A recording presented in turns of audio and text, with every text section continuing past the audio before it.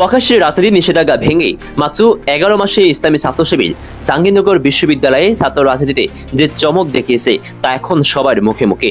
দীর্ঘ 3 দশকের বেশি সময় ধরে বিশ্ববিদ্যালয়ের মাটিতে শিবিরের প্রকাশ্যে কর্মকাণ্ড নিষিদ্ধ ছিল।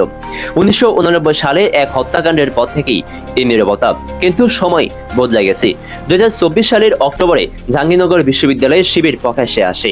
আর তার 1 বছরের মাথায় জাকসু ও হল সংসদ নির্বাচনে তারা এমনভাবে নিজেদের উপস্থিতি জানান দিল যা অনেকেই বিস্মিত করছে।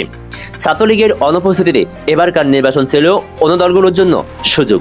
অনেকেই ভেবেছিল ছাত্রদল বাকশাস ভোটের লড়াইয়ে এগিয়ে যাবে, কিন্তু বাস্তবতা হলো ছাত্রদলের বিপি ও জিএস প্রার্থীরা 21টি ভোট কেন্দ্রের একটিতেও জয় পায়নি। কোথাও কোথাও তাদের ভোট সংখ্যা দাঁড়িয়েছে মাত্র 7 থেকে 8টা।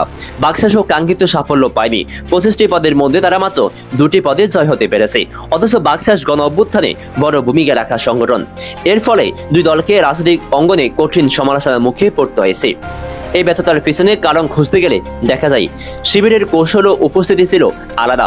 দীর্ঘদিন নিষিদ্ধ থাকার পরেও তারা বিশ্ববিদ্যালয়ে নানা সংগঠনের ভিন্ন পরিচয়ে কাজ করছে। শিক্ষার্থী বান্ধব কর্মসূচি, সাংস্কৃতিক আয়োজন, স্বাস্থ্যসেবা, নারী নেতৃত্ব, অন্তর্ভুক্তি সবকিছু মিলিয়ে শিবির এমন একটি ইমেজ তৈরি করছে যা অনেক শিক্ষার্থীর কাছে গ্রহণযোগ্য হয়ে উঠেছে। রাজনীতির নামে মারামারি, প্রতিহিংসার বদলে শান্ত ও সংগঠিত পরিকল্পিত পদক্ষেপ ভোটারদের মধ্যে আস্থা জুগিয়েছে। শিবিরের উত্থান শুধু নির্বাচনী ফলাফল নয়, একটি রাজনৈতিক বার্তাও বয়ে এনেছে। দীর্ঘদিন চাপে থাকা সংগঠনটি দেখিয়েছে সংগঠিত প্রচেষ্টা, শিক্ষার্থীদের সমস্যার সমাধান এবং ইতিবাচক ভাবমূর্তি যে কাউকে ভোট যুদ্ধে এগিয়ে দিতে পারে।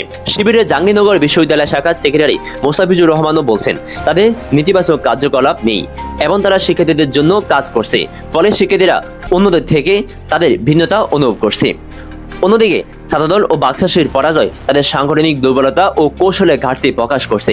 ছাত্রলীগ না থাকায় যে মাঠ তাদের জন্য খোলা ছিল তারা সেটি কাজে লাগাতে পারেনি।